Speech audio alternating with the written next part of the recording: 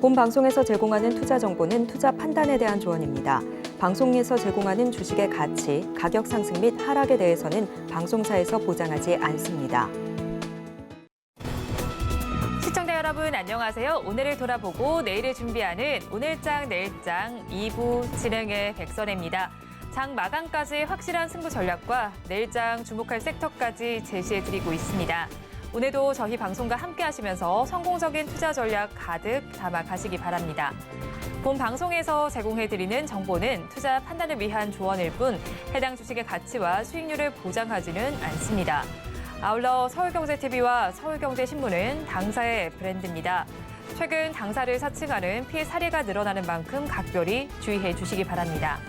또 저희 방송 유튜브를 통해서도 보실 수 있습니다. 유튜브 검색창에 서울경제TV라고 검색하시면 저희 방송과 함께 하실 수 있으니까요. 실시간으로 댓글 참여도 많이 해주시기 바랍니다. 그러면 오늘장 내일장 2부 첫 순서로 시작하겠습니다. 급락하는 종목에 대한 생존 전략을 모색해 드리겠습니다. 종목 SOS 시간. 오늘은 신한투자증권 부산금융센터 이호석 차장과 함께합니다. 차장님 안녕하세요. 네, 안녕하십니까. 이호석 차장입니다.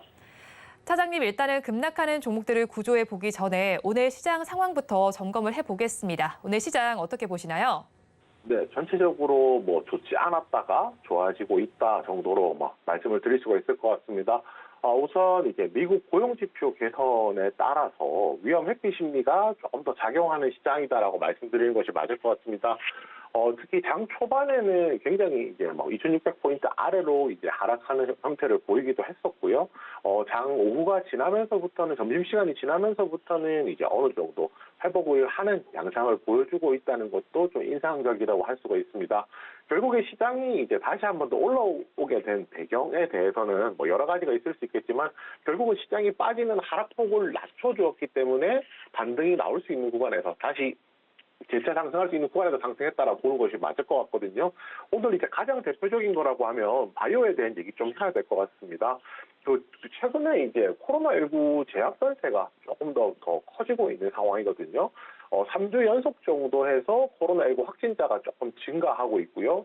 이 수치가 한 6개월 만에 한 3만 명 넘는 이제 재유행 조짐이 보인다라는 이야기가 나오고 있습니다. 그리고 지금 또 한여름에도 독감이나 감기까지도 유행을 하고 있는 상황이고요. 이런 부분들이 사실은 어떻게 보면은 이제 기존의 감시 체계가 이제 현재 유행 상황을 현재 유행하는 병들을 정확하게 이제 따라가지 못한다라고 보는 가능성이 많고요. 또 이제 독감이나 코로나가 동시에 이제 확산되는 것을 멀티데믹이라고 좀 부르는데 멀티데믹에 대한 우려감도 현재는 좀 얘기가 나오고 있는 상황입니다. 결국에는 이런 내용들이 나오게 되면 아무래도 그동안 이제 관심 밖에 있었던 관심에서 조금 멀리 떨어져 있었던 바이오와 관련된 이제 종목들 같은 경우에는 시장에서 좀 부각을 받을 수 있을 거라는 생각을 가지고 있고요. 또 더 중요한 것은 사실은 이제 이런 부분보다도 정부의 정책 지원에 대한 내용들도 조금 나오고 있습니다. 정부가 지난 19일에 그러니까 이틀 전이죠. 2030년까지 바이오 경제 생산 규모 100조 원, 수출 규모 500억 달러를 목표를 달성하겠다라는 발표를 했었고요. 거기에 대해서 이제 세부적인 전략들이 나오게 되는데 바이오 의약품에 대한 투자 세액을 공제한다든지 생산 공장 이제 준공에 필요한 인프라를 지원한다든지 이런 식으로 이제 지원들이 조금 나오는 내용들이 나왔습니다. 결국에 이제 국내 시장에서 국내 관련된 한 가지 업종을 끌어올리는 이제 굉장히 좋은 내용 중에 하나가 정책 지원이거든요. 결국 이런 정책 지원에 대한 기대감들이 나왔다는 것 자체가 조금 더 의미를 둘 수 있다라는 점도 같이 말씀을 드리겠습니다. 미국 시장으로 조금 넘어가서 보더라도 비슷한 내용입니다. 결국은 미국의 존슨앤존스가 이제 시장 예상치를 상회하는 실적이 나왔거든요. 결국에는 우리나라뿐만 아니라 다른 이제 미국 시장의 영향을 많이 받을 수밖에 없기 때문에 미국 시장에서 바이오가 좋았다는 것도 굉장히 좀 큰 관심이 될 수 있을 것 같습니다. 결국에 제가 바이오 종목에 대해서 말씀드릴 때는 이 코너를 통해서도 여러 번 말씀드린 적은 있지만은 방어주 관점에서 접근한다라는 말씀을 드렸었거든요.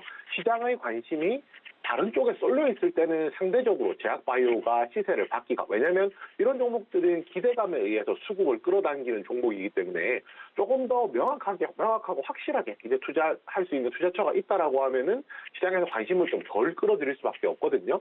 그렇지만 이제 시장에서 관심을 받을 만한 모멘텀들이 나오면서 시세가 나왔다는 거에 좀 의미를 둘 필요가 있고요. 시장에서 왜 관심이 나오게 되었느냐도 좀 생각해 볼 필요가 있습니다. 가장 대표적인 것이 반도체와 2차 전지가 오늘 주춤했기 때문인데요. 결국 어제장에 이제 나왔던 내용들, 어제 미국 시장에서 나왔던 내용들이죠. TSMC가 2분기 실적 발표를 했습니다. 실적이 이제 순이익이 이제 감소를 했거든요. 이 감소를 하는 추세가 없던 추세가 모처럼 나왔다라고 얘기를 해보면 될 것 같습니다. 4년 만에 순이익이 감소한 것이 처음이거든요. 결국에는 TSMC 실적이 부진하다는 것은 우리가 생각했던 것보다 시스템 반도체에 대한 수요 자체가 많지 않은 것이 아니냐라는 우려감도 있을 수 있고요. 또 거기에 플러스해서 생각보다 막상 만드는 것이 마진이 많이 남지 않는 것이냐라는 이제 추측도 충분히 가능한 상황입니다. 또 거기에 TSMC 회장 같은 경우에 이제 애리조나 공장에서 반도체 생산하는 것이 2025년으로 이제 연기될 것이다라는 이야기도 나왔었거든요. 결국에는 원활하게 생산도 되지 않는다는 점, 이런 부분들이 이제 반도체를 투자했던 사람들한테 있어서는 그 이제 우려감들을 좀 키웠다라고 볼 수가 있고요. 여기에 대한 영향을 조금 받았던 것이 엔비디아가 가장 대표적일 수 있을 것 같습니다. TSMC에서 어제 이제 밝혔던 내용 중에 또 한 가지가 AI죠. AI 관련된 수요가 생각보다는 그렇게 크지 않다라는 얘기도 했었거든요. 정확하게는 이제 충분치 않다라고 얘기를 했었는데 이런 부분들을 생각한다라고 하면은 어떤 의미냐면 AI와 관련된 반도체가 결국은 전반적인 반도체의 경기 침체 자체를 끌어올릴 정도의 수준은 아니다라고 얘기를 했기 때문에 엔비디아도 이제 가장 대표적인 종목이죠. 엔비디아도 약간의 이제 악재라고 표현을 할 수가 있을 것 같고요. 그러면서 국내 시장에도 당연히 좀 영향을 끼치게 됐습니다. 결국 이제 이런 부분들이 바이오로 좀 수급이 쏠려가는 현상이 나왔다라고 생각을 하고요. 그렇지만 이제 좀 긍정적으로 생각을 하는 부분들이 있습니다. 결국에 지금 순이익이 감소한 것 자체는 악재라고 얘기를 할 수 있지만요. 중요한 것은 방향이 바뀌었느냐. 방향이 이제 회복하는 국면에서 다시 제자리로 돌아가느냐 하면 그것은 아닌 거거든요. 그런 부분 조금 체크해 볼 필요가 있을 것 같고요. 2차 전지도 마찬가지입니다. 전기차 관련주, 2차 전지 관련주 이렇게 얘기해 볼 수 있을 것 같은데요. 테슬라가 이제 영업이익률이 좀 부진하다는 이제 발표가 있었고요. 그렇게 하면서 장중에 9%까지 시세가 급락하는 모습을 보여주었습니다. 결국에는 영업이익률이 낮다는 것은 매출이 많이 늘었는데 할인 판매를 통해서 이제 실질적으로 마진이 얼마 안 남는다라는 거거든요. 그런데 이제 마진을 적게 남기는 이유 중에 한 가지가 결국에는 점유율 확대라는 부분까지 좀 생각을 한다라고 하면 최종적으로는 전기차에 대한 수요가 줄어들었다는 건 아니라는 게 핵심이라고 생각을 하고 있습니다.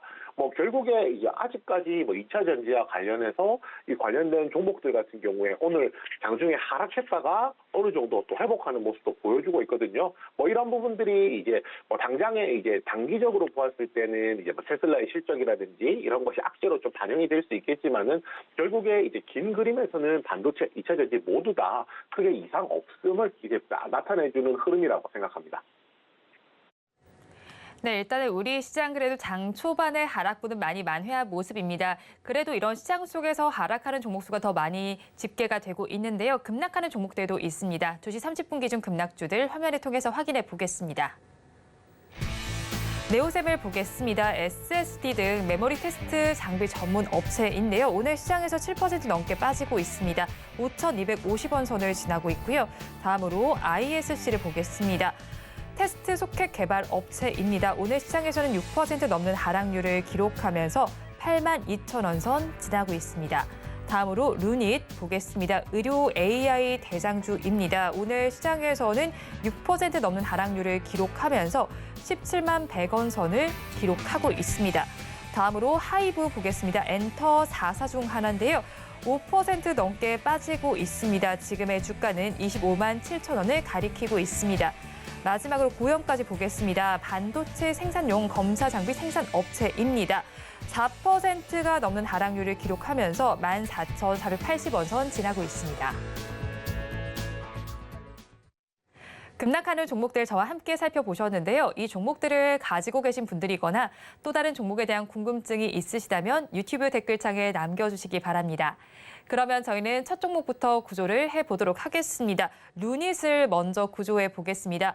의류 AI 대장주라고 불리는 종목인데 의무 보호 예수가 해제가 되면서 물량이 출회되고 있습니다. 또 거기에 그간 많이 올랐던 부분에 대한 차익 실현 매물도 함께 나오고 있는 것 같은데 이 차장님께서는 이 종목 어떻게 보시나요? 네, 우선 방금 말씀해 주신 대로 보호예수가 좀 제일 크다라고 좀 얘기를 해야 될 것 같습니다. 보호예수라는 것은 상장할 때 바로 주식을 파는 것이 아니라 특정 기간 동안 이제 주식을 못 팔도록 하는 거거든요. 그것이 이제 지난해 7월 21일이었고 이제 7월 21일자로 이제 물량이 좀 풀리게 된 겁니다. 주식 수량으로 보면은 대략적으로 한 10만 주 정도 10만 주 정도 지금 추산이 되고 있고요. 전체 그 지분 비율로 좀 계산을 하게 된다라고 하면 약 10% 정도 되는 비율입니다. 좀 상당히 큰 편이거든요. 결국에는 이 물량이 보호예수 때문에 팔지 못했었는데 주가가 충분히 많이 올라왔기 때문에 매도를 한다고 하면 상대적으로 이제 루닛 같은 경우에 주가가 많이 조정받는 것이 아니냐라는 우려감이 있다라고 좀 생각을 하시면 될 것 같습니다. 결국에 왜 우려감이라고 말씀을 드리냐면 실질적으로 평상시에 비해서 오늘 거래량이 그닥 많이 나온 편은 아니거든요. 오늘 하락의 거래량 자체가 많이 수반되지 않았다는 것은 실제로 차익 실현 자체가 많이 일어났다라고 보기보다는요. 차익 실현보다는 우려감 때문에 왜냐하면은 보호예수 때문에 주식을 매도 못했던 이들이 가지고 있는 매수가와 그 중간에 이제 주식을 매수했던 사람의 매수가가 다르잖아요.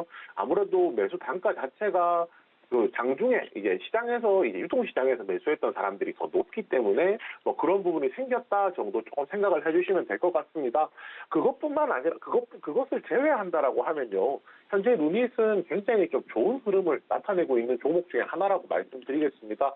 우선 이제 아시다시피 제가 이 코너 통해서 몇 번 말씀드렸던 내용이긴 한데 결국에는 이제 AI라는 것이 AI 인공지능 시장 자체는 앞으로 갈수록 더 커질 것이고요. 여기서 좀 중요한 포인트가 있다면 우리나라 AI 업체들이 인공지능 업체들이 글로벌 경쟁력으로 조금 따져봤을 때 어느 쪽에 조금 더 경쟁력이 있냐라는 거거든요. 아무래도 바이오 헬스케어 쪽에 있는 AI 기업들이 상대적으로 경쟁력이 좀 더 있다라는 내용들이 나오고 있습니다. 신문 기사를 통해서도 여러 번 이제 언급됐던 내용인데요. 개발 인력이 결국은 이제 인공지능 같은 경우에 개발 인력이 굉장히 중요하다는 점 생각해 보았을 때 글로벌 이제 피어 그룹이죠. 글로벌 경쟁할 수 있는 그룹들하고 대비했을 때 바이오 인공지능 분야의 이제 개발 인력이 글로벌 경쟁 그룹하고도 크게 차이가 나지 않는다고 합니다. 오히려 다른 분야에서는 오히려 경쟁력 차이가 좀 있다는 점 생각해 보면 여전히 이제 경쟁력 있는 분야에 있다는 것도 좀 의미가 있다라고 생각하고요. 루닛이 왜 이렇게 많이 올랐어?라고 생각하시는 분들이 있으실 건데 다른 AI 분야에 비해서 바이오라는 부분도 있을 것이고요. 거기에 한 가지 정도 더 생각해야 되는 부분은 제가 멀리 있는 것이 가까이 왔을 때 주가가 상승한다라고 얘기를 했었는데 어떤 의미냐면 기술에 대한 기술만 가지고 있다든지 기술에 대한 기대감만 가지고 있을 때는 이것이 주가에 반영되는 데는 어느 정도 한계가 있습니다. 그렇지만 지금 시점에서 루닛 같은 경우에는요.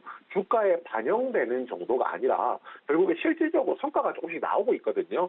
그러면 이제 조금 더 이제 이 회사에 대해 가치에 대해서 조금 더 높게 평가해 줄 수 있다.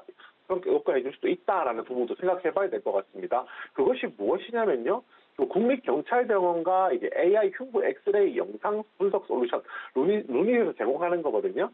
흉부 엑스레이를 이제 AI를 통해서 분석을 하는 건데요. 결국은 이것에 관련된 공급 계약을 체결을 했습니다. 또 이제 국내 시장에서는 그런 거고요. 유럽이나 일본에서는 또 다른 내용들이 있는데 유럽을 이제 좀 대표적으로 좀 유럽 먼저 얘기를 좀 해보자라고 하면 스웨덴에 있는 병원이거든요. 스웨덴 최대 사립병원인데 여기서 이제 유럽에는 그 AI 인공지능을 통해서 이제 판독을 할 때 있어서 이중 판독이라고 해서 두 개를 써서 판독을 해야 됩니다. 정밀도를 조금 높이기 위함이고 신뢰도를 높이기 위함인데 이제 이번에 루닛 솔루션 같은 경우가 이중 판독 규제에 대해서 예외 적용을 받아서 영상 전문의 한 명이 판독하고 루닛의 이제 솔루션이 판독하는 이런 형태로 조금 바뀌었습니다.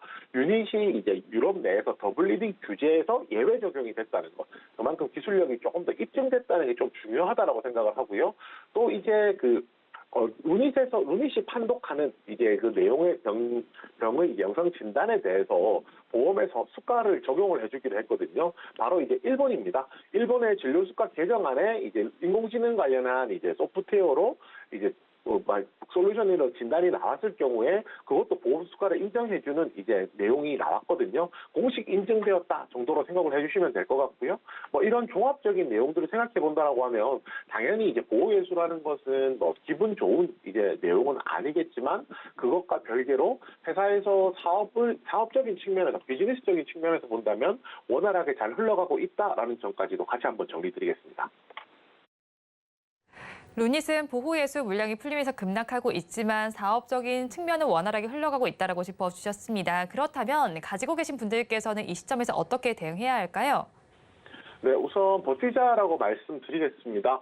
버티자라고 의견을 드리는 이유는 이 종목 같은 경우에 최근에 많이 상승했죠. 많이 상승을 하면서 이제 지지선, 저항선을 좀 그려볼 수 있는데 아직까지도 지지선 안쪽에 있다라고 판단을 하기 때문입니다. 지금 가격이 한 17만 원 정도 되고요. 만약에 이 종목에 대해서 신규 매수를 하시겠다라고 하면 신규 진입 매수가는 14만 3천 원 드리겠습니다. 14만 3천 원이란 가격은요. 올 7월 초에 6월 말 정도에 있었던 주가를 한 단계 레벨업 시켰던 초입 구간의 가격입니다. 이 가격에서 주가가 한 단계 레벨업 됐기 때문에 만약에 조정이 나온다라고 하면 지지선이 되는 거죠. 이 지지선에서 반등이 나올 가능성이 높아서 신규 진입 매수가 14만 3천 원 드리고요. 신규 진입 손절가는 이제 11만 4,500원입니다. 이 11만 4,500원이란 가격은 이동평균선상으로 60일선입니다. 60일선을 만약에 이탈하게 된다라고 하면은 11만 4,500원 부근 이탈하게 된다라고 하면은 11만 4,500원에서 손절하시는 전략 생각해 보시고요. 마지막으로 신규 진입 목표가는 18만 원입니다. 이 종목 같은 경우에 최고가로 치면은 이게 20만 원을 약간 넘어서는 수준까지 상승하긴 했었는데요. 결국에 상승을 하게 되면은 20만 원 부근에서는 굉장히 많은 매물이 있습니다. 결국 매물까지 간다라고 하면 그 부분에서는 매도세가 굉장히 좀 강할 거라고 판단하기 때문에 매물대에 진입 초입 가격인 18만 원을 목표가로 잡았습니다.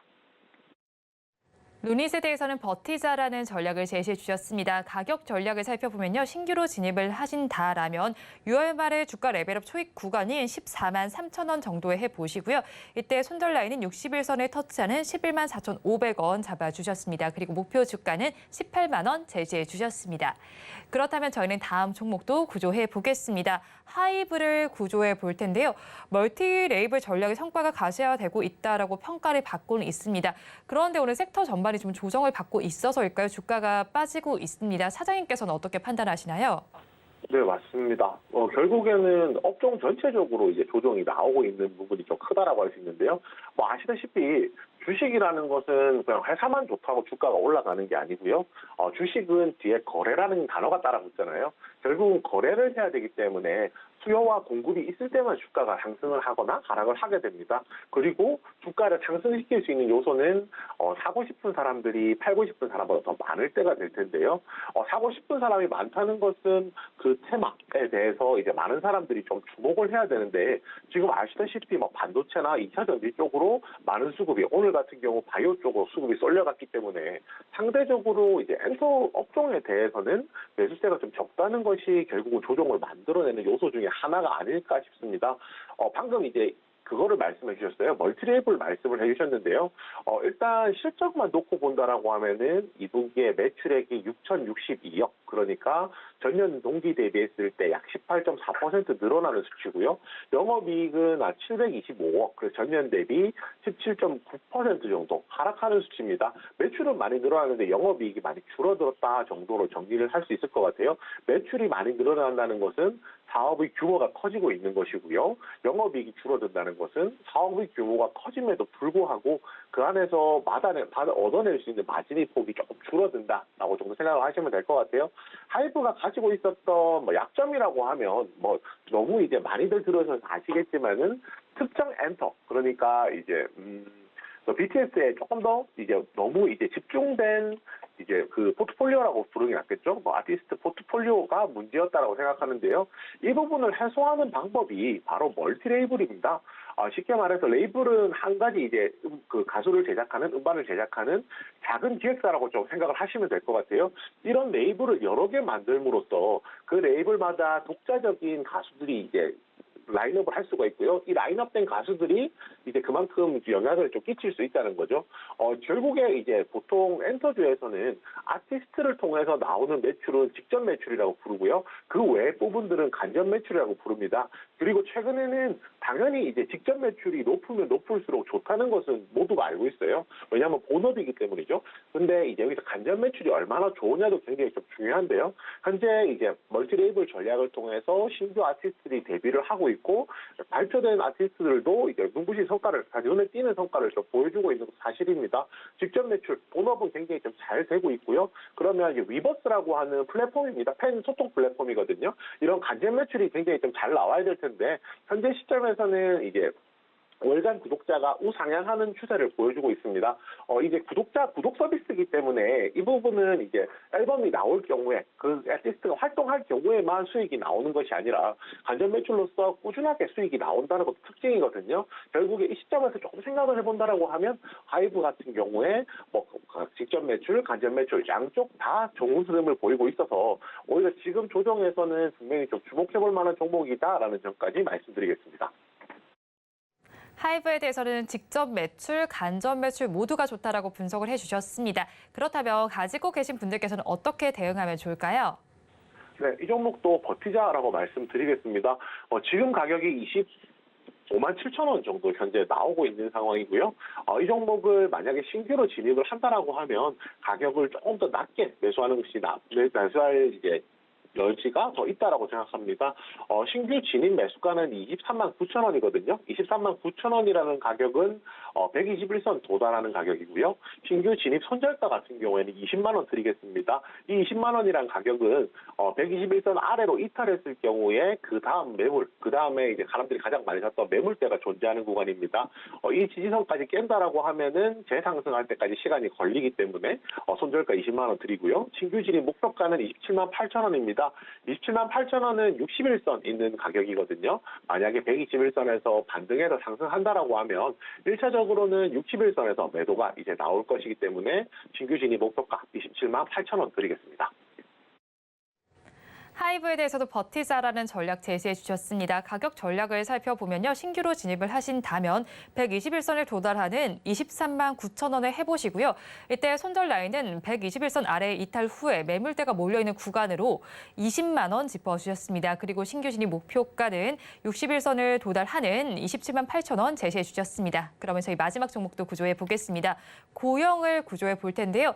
2분기 실적이 부진하게 나오면서 급락세가 나오는 것 같습니다. 하지만 그래도 실적을 부진했지만 뇌수술 로봇의 추가 판매도 기대되는 상황입니다. 저희 그럼 어떻게 보면 좋을까요? 네, 방금 말씀해 주신 대로 비슷한 내용입니다. 결국에는 고영이라는 회사는 반도체 생산용 이제 검사 장비 업체거든요. 반도체를 만드는 데 있어서 검사 장비를 만들고 있고 시장에서는 부각받는 내용들이 조금 다르긴 한데 결국은 이제 반도체 검사 장비로서 많이 좀 부각을 받고 있습니다. 말씀하신 대로 2분기 매출액이 좋지 않습니다. 매출액 영업이익 마찬가지인데요. 2분기 매출액이 한 535억 해서 전년 대비 한 18% 빠졌고요. 영업이익도 31억으로 전년 대비 68% 좀 큰 폭으로 좀 하락하는 모습 보여주었습니다. 결국 이제 실적이 나쁜 실적이 이제 평소에 나쁜 것은 아니고 2분기가 보통 이제 전체적으로 비수기라는 점 생각해 본다면은 하반기부터 좀 개선될 수 있는 여지가 있다라는 점도 좀 중요한 포인트가 될 것 같아요. 사실 이 회사는 최근에 시장에서 부각받는 내용은 반도체랑은 조금 거리가 있습니다. 가장 부각받고 있는 내용이 신사업인 뇌수술용 의료 로봇이거든요. 이거를 이제 카이메로라고 저희가 그 제품 이름이 카이메로라고 부르는데요. 기존에 한 3대 정도 공급이 됐었는데 하반기에 한 4대 정도 추가 공급에 대한 기대감들이 현재 존재를 하고 있는 상황입니다. 또 이제 카이메로가 이제 내년에 FDA 승인을 이제 획득을 할 이제 가능성이 높다라는 얘기가 있거든요. 그러면 2024년에 FDA 승인, 2025년에 미국 시장에 본격적으로 진출할 수도 있다. 그러면은 뇌수술용 로봇과 관련해서는 성장이 조금 더 가속화될 여지가 있다. 이 부분은 이런 모멘텀이 있다는 것 정도는 참고해 주시면 좋을 것 같습니다. 고영 실적은 부진했지만 지금 로봇과 관련한 모멘텀이 있다라고 짚어주셨습니다. 그렇다면 가지고 계신 분들께서는 어떻게 대응하면 좋을까요? 네, 우선 이제 버티자라고 의견을 드리겠습니다. 그 고영 같은 경우에 뭐 최근에 상승했다가 조정이 좀 나와 있죠. 현재가가 이제 14,480원 정도 나오는데요. 만약에 이 종목 신규로 진입하신다라고 하면 13,700원 드리겠습니다. 이 13,700원이라는 가격은 61선보다 살짝 아래에 있는 가격이거든요. 살짝 아래에 있는 가격을 선정한 이유가 7월 중순, 6월 말 정도에 있었던 가격 하단 부분이 61선이랑 거의 겹치면서 14,700원에 형성돼 있기 때문입니다. 그리고 손절가는 이게 12,400원 드릴 건데요. 12,400원이라는 가격은 지난 5월에 있었던 최저가 아래에 있는 가격입니다. 이 가격 아래로 내려간다라고 하면 뭐 지지선이 없기 때문에 지지선이 다소 약하기 때문에 이제 반등보다 좀 이제 다시 재반등할 때까지 시간이 걸릴 거라고 생각해서 손절가 그렇게 드렸고요. 신규 진입 목표가는 15,400원입니다. 15,400원이라는 가격은 위쪽으로 올라갔을 때 121선이 기다리고 있는 가격이거든요. 아무래도 121선, 이 장기 이평선이 있는 경우에 뭐 저항선으로 작용을 하면서 이 구간에서는 매도 물량이 많이 나올 수 있기 때문에 이 가격 목표가로 잡고 접근해 보시기 바랍니다. 고영에 대해서도 버티자라는 전략 제시해 주셨습니다. 가격 전략 살펴보면요. 신규로 진입을 하신다면 61선보다 약간 아래에 있는 13,700원에 해보시고요. 이때 손절 라인은 지난 5월 최저가 아래에 있는 12,400원 잡아주셨습니다. 그리고 이때 목표 주가는 121선에 도달하는 15,400원 제시해 주셨습니다. 지금까지 신한투자증권 부산금융센터 이호석 차장과 함께했습니다. 차장님, 오늘 연결도 고맙습니다. 네, 감사합니다.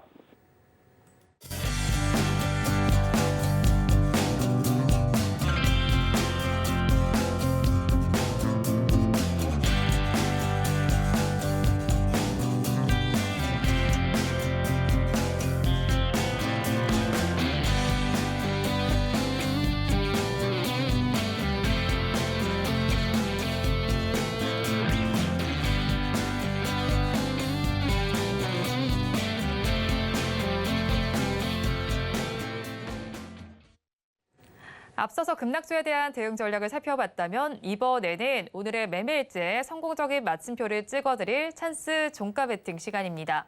오늘은 이스토리의 유창희 본부장과 함께합니다. 어서 오세요. 안녕하십니까. 네, 먼저 본부장님과 이 시간에 짚어드렸던 종목 리뷰를 부탁드리도록 하겠습니다. 이번 주 화요일에 오셔서 짚어주셨던 종목이죠. OCI가 지금 3%대 수익률이 나오고 있습니다. 네. 계속해서 가져가도 괜찮을까요? 일단은 조금 그날 이후 좀 조정이 좀 나오고 있는데 네. 아직까지는 좀 나쁘진 않다라고 보고 있어요. 그러니까 최근 반도체 관련된 종목군들이 어제 오늘 좀 조정이 나오고 있는 거에 반해서 OCI는 좀 덜 하락하고 있다라고 좀 보고 있거든요. 그래서 한 21선이 크게 이탈하지만 않는다라면 아직까지도 좀 분할 매수해 볼 수 있는 위치가 아닐까 생각하고 있습니다. 네, OCI에 대해서는 21선 크게 이탈하지 않는다면 계속해서 바라봐도 좋겠다라고 짚어주셨습니다. 그렇다면 지난 11일에 공략해 주셨던 나노팀도 여쭤볼게요. 4%대 수익률 나오고 있는데 네. 이 종목도 계속해서 바라봐도 괜찮을까요? 나노팀은 조금 좀 애매한 것 같아요. 그러니까 원래는 지난 수요일에 네. 플러스 출발을 해서 그 자리가 지켜졌어야 되는데 그게 좀 상승폭을 다 반납을 하면서 네. 그 이후에 이제 어저께 오늘 반등을 역시 시도했지만은 반등을 성공하지 못하고 있습니다.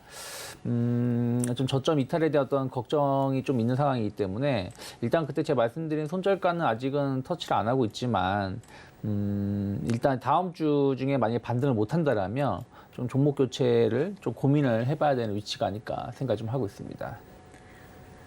나노팀에 대해서는 지금 다음 주에 반등하지 못한다면 종목 교체도 고려해 보면 좋겠다라고 말씀을 해주셨습니다. 그렇다면 오늘 시장에서도 종가 베팅할 종목 알아봐야 할 텐데요. 키워드 힌트부터 공개를 해드리도록 하겠습니다. 오늘의 키워드 힌트는 비수기, 선방, 성수기는? 이라고 말을 해주셨습니다. 네. 비수기에도 선방을 했는데 네. 그렇다면 성수기 더 좋을 수 있겠네요. 그렇죠.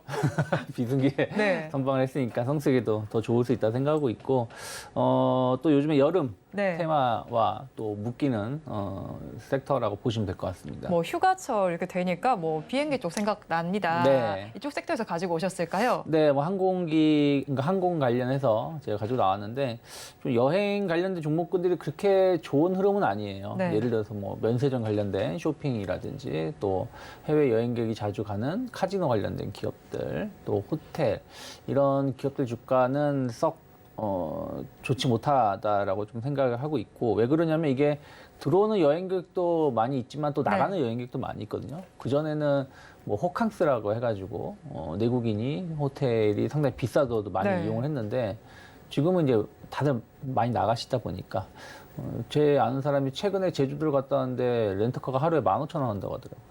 그 작년인가? 네. 작년인가만 하더라도 15만 원, 10만 원씩 했었는데 네, 그렇죠. 그래서 그만큼 좀 이제 내국인이 외국으로 해외로 많이 나가다 보니까 국내 여행 관련된 상품들은 조금 가격이 좀 하락하는 부분들이 좀 있다 생각하고 있습니다. 네. 반면에 항공은 들어오든 나가든 결국은 비행기를 타야 되다 보니까 어쨌든 그쵸, 돈을 벌잖아요. 네, 그런 거 관계없이 좋은 흐름들이 이어지고 있지 않나 판단하고 있습니다. 그렇죠. 항공 관련해서 바라보면 좋겠는데 사실 뭐 FSC도 있고 LCC도 있잖아요. 네. 어느 쪽에서 좀 가지고 오셨을까요? 최근에 보면 뭐 대형 항공사는 대한항공밖에 없어요. 네. 매매를 하실 거는 아시아나항공은 계속해서 저점을 이탈하고 있고 대한항공이 좀 실적에 대한 어떤 기대감들이 반영돼서 올라오고 있는데 저는 일단은 대한항공보다는 LCC 항공사를 선정을 좀 해봤습니다. 네, LCC 항공사를 특별히 선정하신 이유가 있을까요? 대한항공은 어떻게 보면 그동안 말씀드린 것처럼 대한항공이 상당히 좋은 네. 주가 흐름을 보여주고 있는데 좀 이제 어느 정도 약간 고점에 대한 어떤 느낌이 좀 있습니다. 네. 그래서 그렇다라면 조금 이제 LCC 항공사들로 네. 수급이 좀 변화가 될 수 있지 않을까. 어쨌든 순환매의 관점에서 본다라면 대한항공은 6월 달부터 치고 올라갔고 네. LCC 항공사들은 못 올라갔기 때문에 그런 측면에서 어떤 기대감을 좀 가져가고 있습니다. 네, 그렇다면 LCC 항공사 지금 좀 업황이 어떤지 궁금해요. 뭐 비수기도 아까 전에 힌트로 주셨지만 선방했다라고 하는데 비수기 어떤 이슈 때문에 좀 선방했다라고 보세요? 그냥 지금은 비수기고 성수기고 의미 없는 게 네. 다들 시간만 되면 나가고 싶어하는. 왜냐면 그간 팬데믹 기간 동안 팬데믹 너무 동안, 억눌러져 있었잖아요. 억눌려 있었기 네. 때문에 제 주변에서도 최근에 보면 휴가 계획 어디로 잡았냐 물어보면 네. 다 해외로 많이 잡더라고요. 그렇죠. 사실 이게 뭐 여행에만 국한된 게 아닌 것 같은 게 네. 결혼할 때도 보면은 요즘에 다들 뭐 너무 비용이 비싸다 하는 게 네. 팬데믹 때 못했으니까 이제 수요가 다 그쪽으로 그러니까요. 몰린다라고 하더라고요. 네. 뭐 다 비슷한 현상인 네. 것 같아요. 그래서 해외 여행을 많이들 가시고 또 우리가 원래 이제 해외여행 가장 많이 갔었던 국가가 이제 일본 쪽이거든요. 네. 근데 일본하고 관계가 상당히 좋아졌기 때문에 일본 관광객 오기도 많이 오시기도 하고 또 많이 나가기도 하고요. 그러니까 그 전에 중국을 많이 갔었던 분들이 다 이제 일본으로 좀 변화가 되고 있고 네. 또 베트남이라든지 뭐 태국이라든지 뭐 이런 쪽에 대한 어떤 수요도 안정적으로 계속 나오고 있습니다. 그래서 뭐 단거리 노선에 대한 어떤 수요도는 계속 나오고 있고 또 영업 환경도 상당히 좋아지고 있다는 부분들 이런 것은 아무래도 3분기, 4분기까지 최소 내년까지는 좀 더 이어질 가능성이 높지 않을까 판단을 좀 하고 있습니다. 네, 그렇죠. 그렇다면 이제 오늘 LCC 항공사들도 많이 있잖아요, 본부장님. 네. 어떤 종목 가지고 오셨을까요? 오늘은 제가 진에어를 좀 선정을 좀 해봤습니다. 네, 뭐 제주항공도 있고 뭐 티웨이 항공도 있는데 네. 다 비슷한 모습입니다. 근데 좀 진에어를 좀 선정을 좀 했고요. 실적 개선에 대한 어떤 기대감들이 충분히 반영될 수 있다 생각하고 있고 항공사들의 모멘텀은 다 똑같습니다. 어떤 항공사가 더 좋다 안 좋다 의미가 없는 게 네. 지금 그 탑승률이 다 90% 넘어요. 그러니까 뭐 어떤 항공사는 인기가 없어서 타지 않고 어떤 항공사는 인기가 많아서 몰리는 건 아니다. 네. 이 항공 산업 자체의 구조가 그렇다고 보시면 되겠고요. 비용적인 측면에서는 일단은 제일 중요한 게 환율하고 유가입니다. 네. 왜냐하면 비행사들이 이제 비행기를 리스를 해오는데 이거가 대부분 달러빚입니다. 그래서 달러 리스를 해와서 상환을 하는 것이기 때문에 워낙 강세를 띠게 된다라면 아무래도 부채라든지 나가는 이자 비용이 줄어들겠죠. 네. 그리고 유가입니다. 결국엔 비행기 기름으로 왔다 갔다 하는 부분들이기 때문에 유가가 좀 하락하는 부분들도 항공유가 하락하니까 수익성이 개선되는 것이죠. 그래서 그런 부분들이 비용을 상당히 절감할 수 있다고 보고 있고요. 또 하나는 이제 그 수요입니다. 지금 수요는 폭발적으로 네. 늘어나고 있다고 보시면 될 것 같아요. 저희도 지금 나가려고 준비를 하고 있는데 네. 아직 좀 준비를 아직 덜 하고 있습니다만 다들 뭐 올해 한 번이나 두 번씩은 다 나갈 수 있다라고 보고 있고, 다만 이제 아쉬운 거는 수요는 폭발적으로 늘어나는데 공급은 우리가 스마트폰 만들듯이 막 찍어서 공급할 수가 없지 않습니까? 네. 비행기라는 게 노선이라는 게 정해져 있고 이 오고 가는 횟수가 정해져 있다 보니까, 그래서 뭐 수요가 늘어나는 것만큼 막 매출이 폭발적으로 늘어나지 않지만 중요한 건 티켓 가격이 안정화되어 있다는 것이죠. 그러니까 뭐 예전만 하더라도 그때랑 뭐 비교해 볼 수는 없습니다만, 예전에는 정말 뭐 단거리 노선 같은 경우는 정말 중국이라든지 일본 같은 경우는 제가 봤을 때 그때 일본 같은 경우는 뭐 네. 5만 원짜리 이런 티켓도 있었거든요. 근데 왕복 5만 원. 근데 지금은 뭐 그런 건 없겠죠. 그러니까 조금 수요가 많기 때문에 안정적인 티켓 가격이 형성된다는 것 자체도 매출이 상당히 개선될 수 있다. 그러니까 매출은 늘어나고 수익성은 더 늘어나는 부분들을 감안한다라면 저는 충분히 2분기 실적에 대한 어떤 기대감들 가져갈 네. 수 있다 생각하고 있고, 또 하나가 이제 주가 자체는 먼저 6월 달에 먼저 반응을 하긴 했었어요. 네. 6월 달에 한번 아까 대한항공도 말씀드렸습니다만 항공주들이 6월 달에 상승하고 나서 대한항공만 치고 나갔고 나머지 항공사들은 다 옆으로 행보하고 있습니다. 근데 이제 수렴을 잘 했다. 한 달 정도, 한 달 반 정도 수렴을 잘 했다라고 보고 있고, 현재 위치라면은 언제든지 좀 이슈가 좀 변화가 될 때 상승으로 전환될 여지가 있지 않을까 판단하고 있습니다. 네, 그렇다면 저희 진에어에 대해서 가격 전략은 어떻게 가져가면 좋을까요? 일단은 저는 지금 현재 가격부터 계속해서 매수를 해도 큰 문제는 없을 것 같다 생각을 좀 하고 있습니다. 그래서 단기 목표가는 한 2만 원 정도 제가 열어놓고 있고요. 그리고 이제 15,000원 정도가 어쨌든 지난번에 14,500원을 6월 달에 저점으로 찍고 올라왔거든요. 그때 약간 중국 관련해서 이제 관계가 좀 안 좋아지는 부분들, 이런 정치적인 발언들도 있으면서도 지켰던 자리가 14,500원이기 때문에 이번에도 15,000원만 크게 이탈하지 않는다라면 현재가 수준에서 좀 모아갈 수 있는 종목이 아닐까 판단하고 있습니다. 네, 종가 베팅할 종목으로 지대어 알아봤습니다. 그렇다면 저희는 마감 동시효과 구간 분위기를 살펴보도록 하겠습니다. 힘을 내지 못하면서 출발했던 우리 증시, 그래도 강보합권까지 돌려 세웠습니다. 빨간불 켜면서 마감할 것으로 보이네요. 코스피 시장 0.23%의 강세 보이면서 2,606선의 종가 형성할 것으로 보이고요. 코스닥 시장 0.29%의 오름세로 934선에 마감할 것으로 보입니다. 코스닥 시장 오늘도 상승으로 마감을 한다면 오늘까지 9거래일 연속 상승 마감입니다. 그렇다면 오늘 본부장님께서는 시장 어떻게 보셨을까요? 오늘 상당히 강했다라고 네. 보고 있어요. 그러니까 무슨 말이냐면 아침에 코스피가 0.5% 하락 출발했고 네. 코스닥은 1% 하락 출발했어요. 그러면서 코스피는 장중에 한 1% 가까운 하락을 했고 코스닥은 한 1.5% 정도인가요? 어떤 추가적인 하락을 키웠습니다만은 네.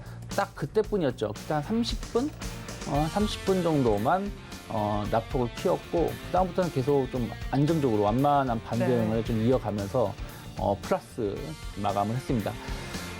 코스피는 솔직히 말씀드리면은 오늘 충분히 하락이 크진 않을 것 같다. 21선을 지킬 가능성이 높다라고 좀 판단했었습니다. 왜 그러냐면 어떻게 보면 우리나라 증시 같은 경우는 지난 월요일부터 좀 주구장창, 그러니까 큰 하락은 아니지만 야금야금 밀렸거든요. 네. 갭상승하고 밀리고 갭상승하고 밀리고 하는 모습이었다라면 미국이 이제 하락을 했지만 그런 부분들이 일정 부분 선반영되었고, 또 하나 미국 증시를 보면 나스닥이 2% 가까운 하락을, 2% 정도 하락을 보여준 것이지 S&P 500은 0.6% 하락한 것이고 다우지수는 오히려 올랐어요. 네. 그러면은 거래소가 크게 밀릴 가능성은 좀 적지 않을까 생각을 좀 했습니다. 오히려 이제 중소형주가 조금 타격을 있을 수 있을 거라고 생각을 했는데, 엄밀히 따지면은 좋지 못해요. 코스닥이 오늘 하락 종목이 1,000개입니다. 1,064개고 상승 종목이 500개가 안 돼요. 한마디로 에코프로가 힘 막판에, 그러니까 계속 장중에 네. 저가 매수가 들어오면서 5% 상승세, 에코프로 BM이 5% 상승세. 그러니까 2차전지가 강한 상승을 상위권이 강하게 상승을 해주면서 주가 지수를 좀 묶어준 부분, 방어를 해준 게 있고, 또 하나가 제약바이오입니다. 바이오주들이 오늘 상당히 좋았습니다. 많은 기업들이 뭐 10%에서 15% 이상 상승을 하면서 나오면서 네. 코스닥의 지수를 좀 방어해주지 않았나. 하지만 그동안 강했었던 반도체가 어제 오늘 좀 이틀 동안 좀 흔들리는 부분들이 좀 발생을 했고요. 그리고 이제 약간의 모멘텀이 좀 꺾여간다는 부분들, 그런 것들은 다음 주에 우리가 조금은 조심을 해야 되는 위치가 아닐까 판단하고 있습니다. 네, 제약바이오주 오늘 흐름이 전반적으로 좋았는데 이 흐름이 오늘 단기 반등이 그칠까요? 아니면 좀 앞으로의 추세로 이어질 수도 있을까요?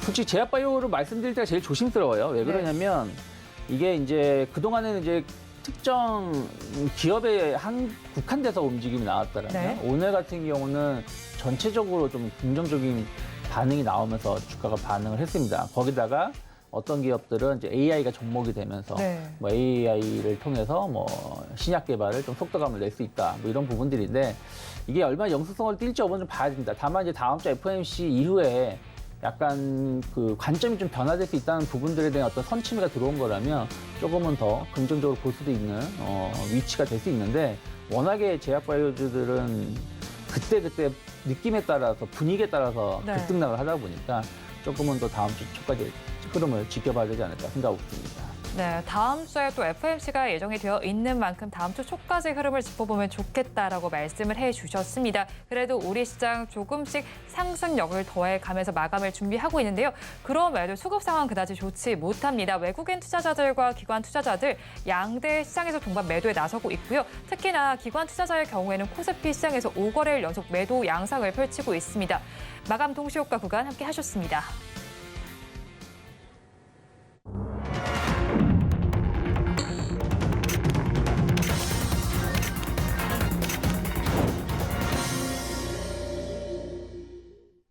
우리 시장 그래도 장 마감을 앞두고 조금 긍정적인 양상을 펼쳤습니다. 그렇다면 저희 내일장에 대한 전략도 짜봐야 할 텐데요. 오늘장, 내일장 전문가님들께 내일의 히든카드가 될 중요 포인트를 여쭤봤습니다. 화면을 통해서 살펴보시죠.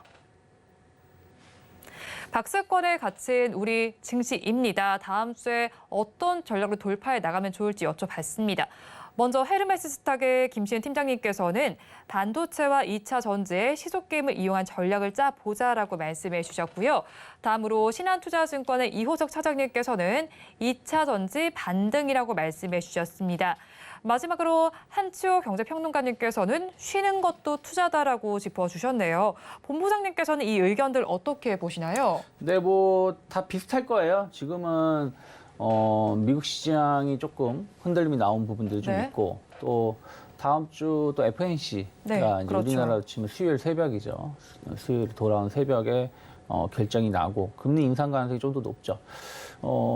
그리고 나서 이제 분위기들이기 때문에 뭐 이렇게 먼저 어떤 공격적으로 시장을 접근하기는 좀 어렵지 않을까 좀 판단을 좀 하고 있습니다. 네, 공격적으로 시장에 접근하기는 어렵겠다라고 말씀을 해주셨어요. 그런데 미국 시장도 그렇고 우리 시장도 그렇고 실적 시즌이 진행 중입니다. 네. 그렇다면 실적에 따라서도 좀 움직임이 있을 것 같은데 이 부분 저희가 어떻게 체크해 나가면 좋을까요?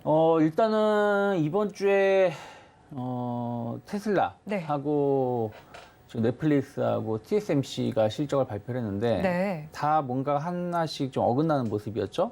특히 이제 오늘 반도체 관련된 종목군들이 많이 하락을 한 거는 TSMC가 어떻게 보면 전 세계의 어떤 칩 공장이나 마찬가지인데 자기들 보기에는 반도체 업황이 아직까지 좀 안 좋다라는 발언을 한 거 아니겠습니까? 네. 물론 지금 반도체 업황이 좋다라고 말하는 사람 단 한 명도 없어요. 지금 서버형이라든지 뭐 AI 관련된 HBM이죠. AI에 특화된 반도체만 좋을 것이라고 하는 것이지 전반적인 반도체가 좋을 거라고 생각하는 사람은 거의 없을 겁니다. 하지만 서버형하고 AI 칩용 전용의 반도체가 좋을 수 있다는 어떤 기대감이 관련된 시장을 좀 화끈하게 달아올렸는데 그게 아닐 수 있다는 우려감들이 나온다라면 조금 너무 과도하게 움직인 거 아닌가라는 걱정거리가 나올 수 있다는 것이죠. 그래서 이 부분은 좀 며칠 좀 체크해 볼 필요가 있다 생각하고 있고요. 테슬라 관련해서는 그런 것 같아요. 뭐 제가 뭐 이거 가지고 딱 100% 그렇다라고 말은 못하지만 네. 테슬라의 영업이익은 상당히 안 좋아졌습니다. 영업이익률은 조금 줄어들었습니다만은 그건 판매가 많이 되는 거 아니냐. 네. 그러면은 배터리 수요는 더 늘어날 거 아니냐라는 어떤 기대감들이 오늘 주가 지수가 하락 출발했음에도 불구하고 그걸 이겨낼 수 있었던 원동력이라는 생각을 좀 하고 있어요. 포스코 같은 큰 기업이 오늘 10%가 올랐으니까요. 네. 그리고 뭐 에코프로도 상당히 많이 올랐고요. 다만 이게 그 해석은 당연히 나쁘지 맞다라고 생각하고 있습니다. 전기차는 계속 늘어날 거니까. 하지만 테슬라의 수익성이 떨어지게 된다라면 그 배터리 소재 관련된 기업들, 셀 업체들의 수익성도 같이 떨어질 수밖에 없다 생각을 좀 하고 있어요. 네. 왜냐하면 우리나라 자동차 부품사들 많은 기업들이 조 단위 매출을 보여줘요. 근데 영업이익은 그동안에 보면 뭐 200억, 300억 이랬습니다. 무슨 얘기냐면 영업이익률이 3% 미만이었다는 것이죠. 왜냐하면 현대기아가 영업이익률이 4%가 안 됐죠. 전후였으니까요. 그러면은 마찬가지라는 거죠. 그러다 보니까 저성장에 대한 매출은 좋아도 영업이익이 낮다는 이유 때문에 평가를 제대로 못 받았는데 그럼 배터리 업체들도 그럴 수도 있다라고 생각하고 있습니다. 그래서 다음 주에 좀 흐름들이 오늘이야 뭐 주가 주 말까지 끌어올렸다고 하지만 과연 이런 분위기가 더 갈 수 있을지 여부는 좀 냉정하게 좀 바라봐야 될 수도 있지 않을까 좀 판단을 좀 하고 있습니다. 그래서 조금 약간 그 뉴스별로 섹터가 긍정적인 면만 보기도 하고 또 부정적인 면만 보기도 했습니다만은 이제 이건 오늘 첫날이었고 네. 다음 주가 진짜 혹은 다음 주 FOMC 이후가 진짜이기 때문에 조금 그러한 부분들을 좀 계속해서 고민을 해야지 여기서 뭐 올라간다고 해서 추격 매수를 공격적으로 하기에는 좋은 선택은 아닐 수 있지 않을까 저는 그렇게 보고 있습니다. 네, 좀 냉정하게 시장을 바라보면 좋겠다라고 짚어주셨어요. 그렇다면 저희 다음 주 월요일부터는 어떤 섹터에 좀 주목하면 좋을까요? 저는 뭐 어쨌든 FOMC 지나고 나면 이제 8월 증시예요. 네. 왜냐면은 7월 증시가 이제 다음 주 5거래일 그리고 그 다음 주 월요일 딱 6거래일 남았습니다만 7월 말이나 마찬가지죠. 그리고 FOMC가 목요일이기 때문에 실질적으로 7월 달 거래는 거의 끝났다고 보는 것이고 8월 달을 대비를 한다라면 FOMC 이후에는 좀 시장이 좀 변화될 가능성도 좀 있다 생각을 좀 하고 있어요. 그래서 아까 말씀드린 것처럼 금리가 정점에 대한 어떤 기대감들이 나온다라면 제약바이오주에 대한 어떤 투심은 좀 회복될 수 있지 않을까 판단하고 있습니다. 그래서 다음 주에 흐름이 중요하다고 말씀드린 것이고 또 하나가 약간 중대형주들이 좀 힘을 못 낸 부분들이 좀 있어요. 그런 부분들을 좀 고민을 해보신다라면 특히 저는 제가 뭐 계속 말씀드리지만 전 자동차 관련된 섹터들 여전히 저평가되어 있다. 아까 뭐 테슬라 말씀드렸습니다만은 현대기아가 지금 영업이익이 기아 같은 경우 지난 분기에 영업이익률이 12%, 11%입니다. 테슬라만큼 영업이익률이 좋아요. 그런데 시가총액은 비교가 안 되죠. 테슬라는 뭐 우리가 뭐 1000조 이상이니까요. 그래서 그런 거 감안해 본다면 오히려 국내 자동차 회사들에 대한 어떤 재평가 또 실적을 또 앞두고 있기 때문에 그런 부분들이 8월 증시에는 좀 나올 수 있지 않을까 생각을 좀 하고 있습니다. 그래서 저는 다음 주에는 여전히 자동차 관련된 종목군들 조정 시 분할 매수 관점 네. 좀 유지해도 된다 생각하고 있고 그리고 이제 바이오주예요. 그러니까 바이오주가 오늘 올라서 바로 매수하기는 좀 부담스러울 수 있겠습니다만은 네. 아까 말씀드린 대로 다음 주에도 좀 버텨주는 모습이라면 뭐 트레이딩 관점에서 일부 제약주들은 조금은 고민을 해볼 수도 있지 않을까 좀 판단하고 있는데 저는 좀 안정적인 기업을 좀 본다라면 이번 주에 미용 의료기기 쪽이 그리고 임플란트 관련된 종목들 좀 힘을 내줬거든요. 네. 그럼 미용 의료 쪽에 좀 강점이 있는 기업들을 조금 더 지켜보는 것도 나쁘지 않다 생각하고 있습니다. 네, 그렇다면 이제 또 제약 바이오 다음으로 또 오른 게 오늘 AI 챗봇 쪽도 괜찮았잖아요. 그럼 네. 챗봇 시장에 애플도 가세했는데 관련주들 전망은 어떻게 보면 좋을까요?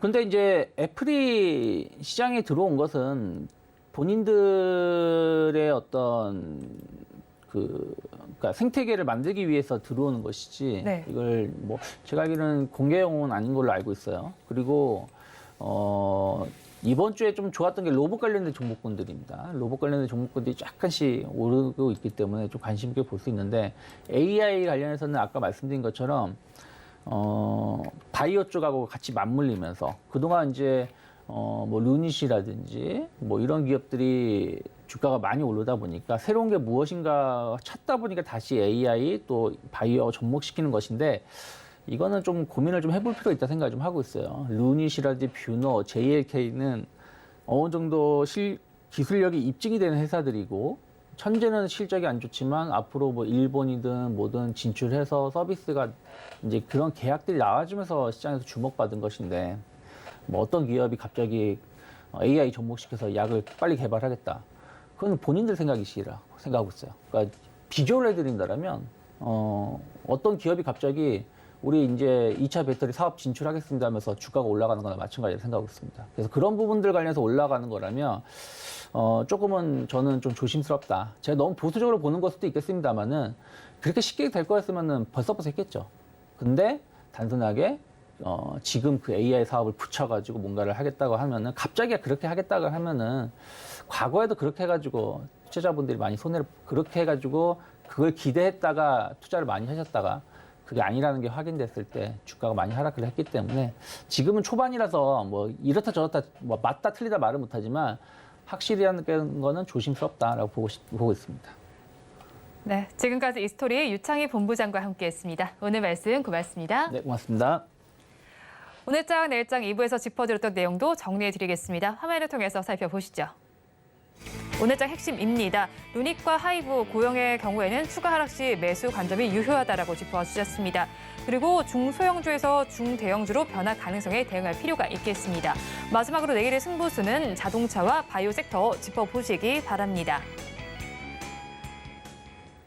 본 방송에서 제공해드리는 정보는 투자 판단을 위한 조언일 뿐 해당 주식의 가치와 수익률을 보장하지는 않습니다. 오늘장 내일장 2부에서 준비한 순서도 여기까지입니다. 주말 잘 보내시고요. 저희는 다음 주 월요일 이 시간에 다시 찾아뵙겠습니다. 함께해 주신 여러분 고맙습니다.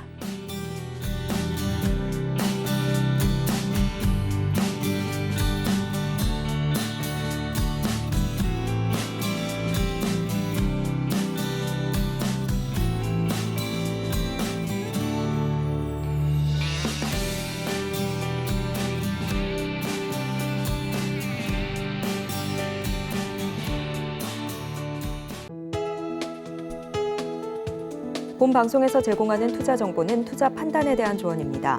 방송에서 제공하는 주식의 가치, 가격 상승 및 하락에 대해서는 방송사에서 보장하지 않습니다.